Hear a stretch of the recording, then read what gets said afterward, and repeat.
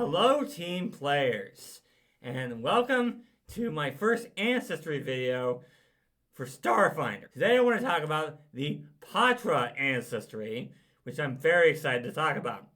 Let's dive in. So Pahtra have 8 Ancestry hit points, which is like a lot of Ancestries. It's not hardy, but it's not weak either. They are medium-sized creatures, like most Ancestries, and their boosts are in Charisma and Dexterity, with a flaw in Constitution. For languages, they get Common, Vesk, and Pahtra, and of course more depending on your Intelligence modifier. They have a pretty basic speed of 25 feet, and Dark Vision, which of course means they can see in the dark just as well as they can in bright light, but only in black and white. Now let's go over heritages. Starting with the Hunter-Stalker Pahtra. You gain a bonus to hide and sneak in natural environments, and to survival checks to cover tracks and subsist. Nothing too fancy here. And it is pretty situational.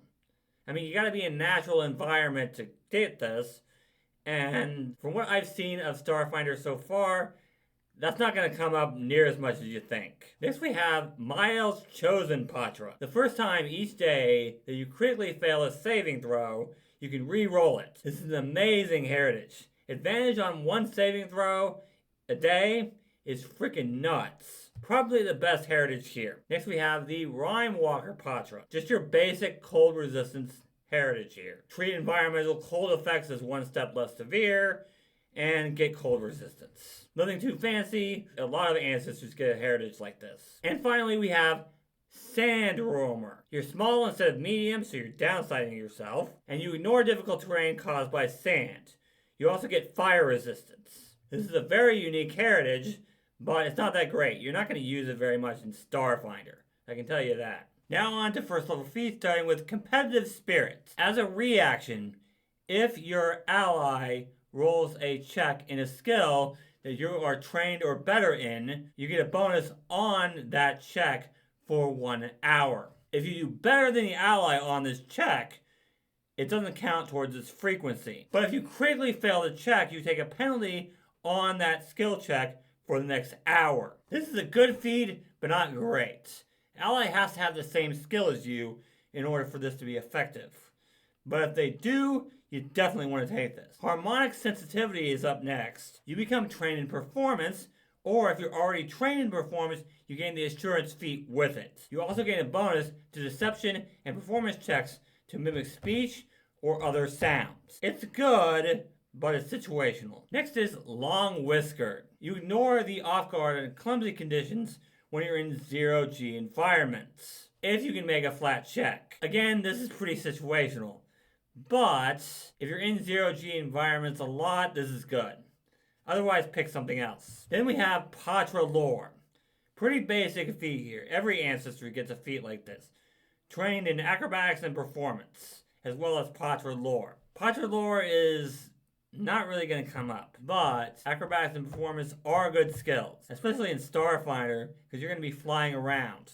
So acrobatics is hugely important in Starfinder. Performance can be useful depending on your class and your subclass. I do recommend this feat. And lastly, for first level feats, we have Predatory. You gain either a Claws or Jaws under attack. The Claws have the Agile and Finesse trait. The Jaws have the Finesse and Grapple traits. At 5th level, you get Crit Specialization with these attacks, and you can take it twice to gain both. It's good, but not great. Everything is ranged in Starfinder, so you're not going to use this much, unless you are building a melee build in Starfinder, which there are melee builds you can build. But it is good that the Jaws have the grapple traits. Starting off at 5th level, we have a pretty good feat here with Battle Blessed. You can cast Tailwind as a primal spell once per day. Now this is a good feat. 10-foot bonus to speed for 1 hour is actually pretty insane, especially in a game that's all about ranged combat. Definitely worth at least considering. Climbing Claws gives you a climb speed equal to your land speed. Great for stealth builds like Operative. I do recommend this one as well. And finally, for level 5, we have Electromagnetic Whiskers. This does require the Long Whiskered feat to take this, but it does give you electromagnetic sense as a imprecise sense out to a range of 15 feet. So you can detect nearby living and technological creatures. Very good feat here, as it allows you to seek out hidden creatures easily. At 9th level, we have harmonic shielding. This requires harmonic sensitivity to take. You gain sonic resistance and auto crit successes against sonic effects. It's a situational feat. I don't know how often you're going to run into sonic effects in Starfinder, but if you're running into them a lot, this could be a good feat to take. Melodic adaptation, on the other hand, is a great feat. You must be trained in arcana, nature, religion, or occultism to take this. You basically have detect magic all the time, and it ranks up as you level. This is a fantastic feat. Highly recommend. You don't even need to take the detect magic spell now. You can just detect magic all the time. Pretty freaking awesome. And finally, for level 9, we have Miles Melody. You gain a bonus on performance, and you use it to create a diversion, demoralize, or even make an impression. You also heal if you listen to music while resting. Another really great feat here, because for those particular actions, you don't even need deception, diplomacy, or intimidation anymore. You can just use performance. And healing when you listen to music while resting is pretty darn great too. Highly recommend this feat. At level 13, we have Remix World's Rhythm. You have to be an expert in performance to take this, but you can cast Haste and Slow as once per day primal spells. Slow is an amazing spell, and Haste is pretty good too. Don't know why you need to be expert in performance to take this, but it's a very good feat, and you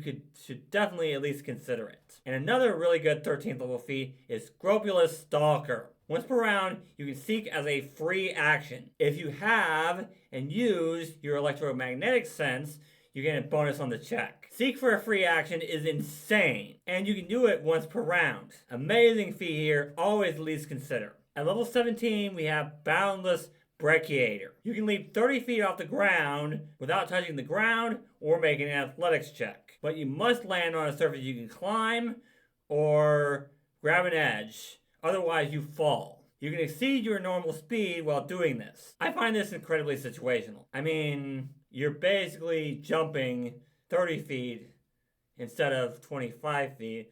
So this could be good if you're in the right environment. But it's not great. Song of My People, however, is a very good feat. Once per day, you can cast a 7th rank Breath of Life as a primal innate spell. It gains the auditory traits. This is a fantastic feat. I mean, you're basically bringing people back to life. That's an insane thing to do in Pathfinder or in Starfinder. And it's heightened to 7th rank, which means you're getting more healing out of it as well. This is the one you want to take at this level, guaranteed. The other one is decent, but not great. This one is insane. Highly recommended. And that's everything you need to know about the Pahtra Ancestry. I'm not a huge fan of the first level feats, but the rest of the feats are very good, especially at 13th level. It's going to be very hard to pick Ancestry feats at that level. If you guys enjoyed this video, leave a like and subscribe to the channel for more Starfinder content. And leave a comment